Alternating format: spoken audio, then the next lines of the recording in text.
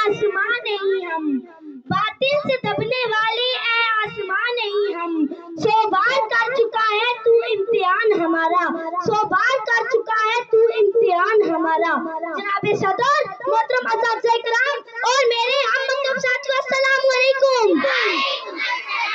आज मुझे जिस मौजू पर लफ्ज़ करने का मौका मिला है वो है यौमे दिफाए पाकिस्तान। 65 की जंग हुई, कुफर पे दुनिया तंग हुई, रहमत हमारे संग हुई। आया था दबने दब गया बातिल, आया था झुकने झुक गया बातिल, बातिल आया था मिटने मिट गया बातिल, कत्ल हुआ फिर वहां पर कातिल।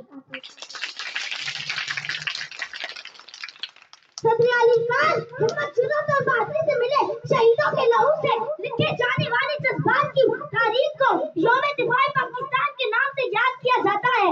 जनाब आला, मेरा फौजी दुश्मन की टैंकों और तोपों की फौज देखकर मेरे मुल्क की सरहदों पर चढ़ाई करने दौड़ा और उनका ख्याल था कि वो अब वाजिब पाकिस्तान को हालत नींद में दबोच जाएगा, मगर वह ये ना जानता था, उसको खबर ना थी कि मेरी सरहदों के मुहाफिज, मेरी मिल्लत के रखवाले पिछली रातों को जग कर हुजूर रब्बे कायनात की अपनी शहादत की दुआएं मांगा करते हैं।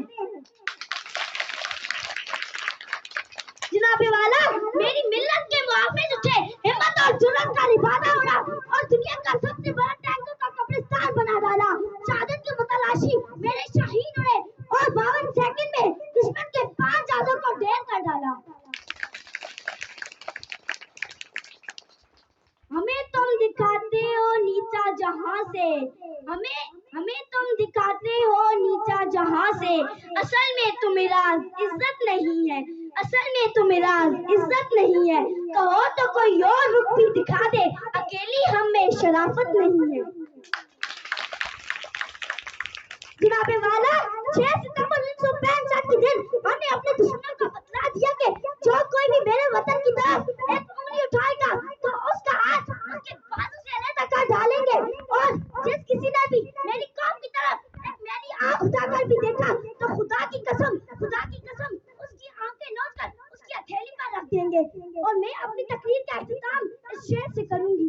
हम तख्त में से एक चुना करते हैं, हम तख्त में से एक चुना करते हैं, हम अजब शान से दुनिया में जिया करते हैं, हम अजब शान से दुनिया में जिया करते हैं। तो अब क्या चीज है बंदूक किसे कहते हैं, हम तो टैंकों की सफेद चीर दिया करते हैं, हम तो टैंकों की सफेद चीर